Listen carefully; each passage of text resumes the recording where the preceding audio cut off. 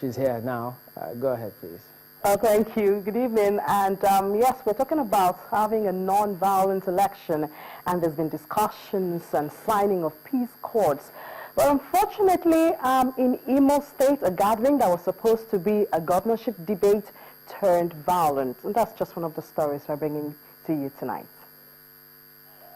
This was supposed to be a debate venue for governorship candidates in Imo State, organized by the Catholic Church.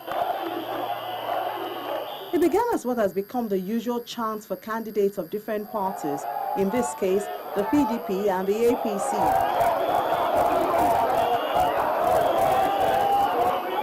Channels Television was told that it took another dimension when some folks invaded the venue and eventually the police had to take over. And then it's accusation and counter-accusation. They brought in people here with guns, machetes, knives and axes. Apparently, we didn't have enough security here to protect the innocent Imo citizens who want to come and watch their would-be governors and their candidates explain to them what they have in stock for them in governing the state. A small group of youths hired and oriented by PDP.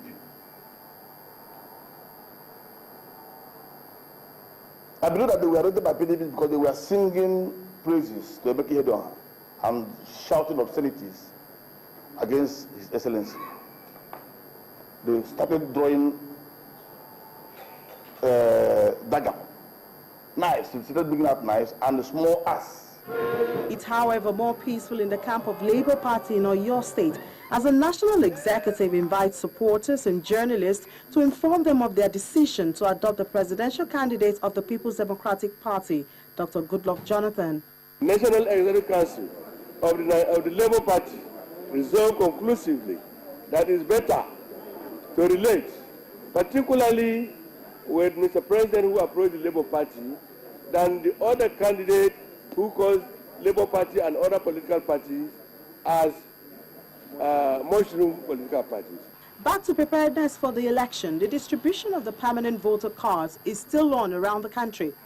Channels Television Ondo State correspondent Femi Ojomo visits some units in Ilaramokin and Ifedoro local government areas, and it's a mixture of good and bad news. How was the process when you collected it? It's not stressful at all. Immediately I get there, they give me immediately. They say it's not yet out. I've been here several occasions. Apart from scenarios like this, INEC has also complained of areas where PVCs are available, but residents have been unwilling to visit the polling units for collection. Still on, PVCs are still being distributed and some are still being delivered into states. And there's also the discussion for non-violent election still going on. Back to you, Chamberlain.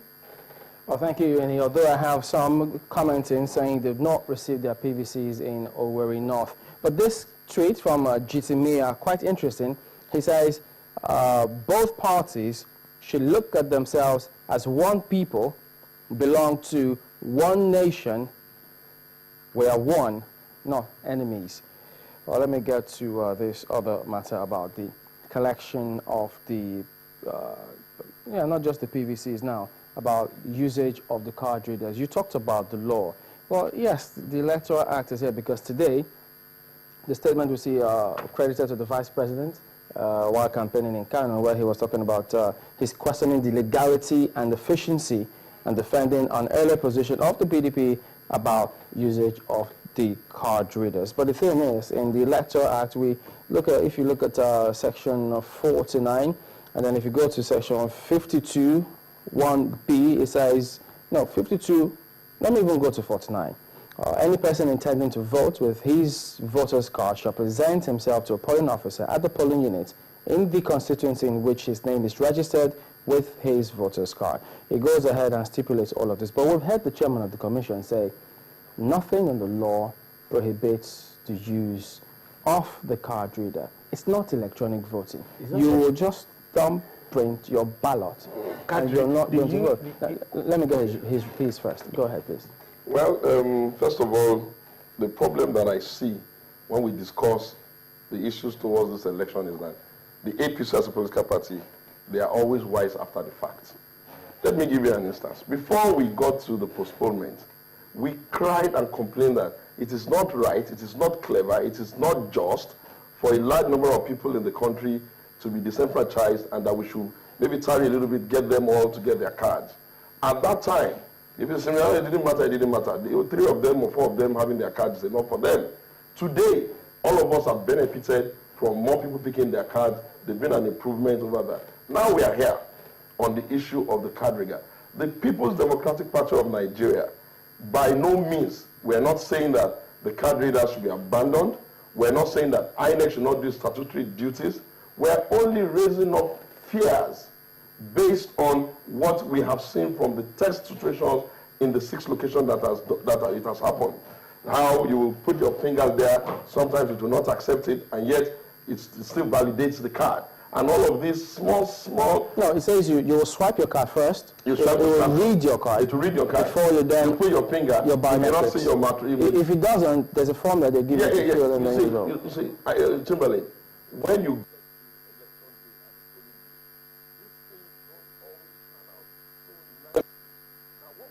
that INEC be very sure that this process is not going to lead to a breakdown of law and order, it's not going to lead to delayed election, and when the card reader doesn't work, like it can happen, it's a machine, what then happens on the day? INEC is saying, by the last I checked, INEC is saying that, oh, they will stop the election there, or probably going to get another one, it will take another 2-3 hours, or in some cases, they'll do the election the next day.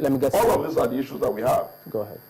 Well, already presently we have about, according to INEC, there are about 120,000 polling units. And as of now, about 150,000 card readers had been secured, about 30,000 extra. And each of these card readers is being configured to work in each of the polling units. Well, as I said, it is not that APC has any special interest in the use of card reader. But what we are interested in is to have a credible election.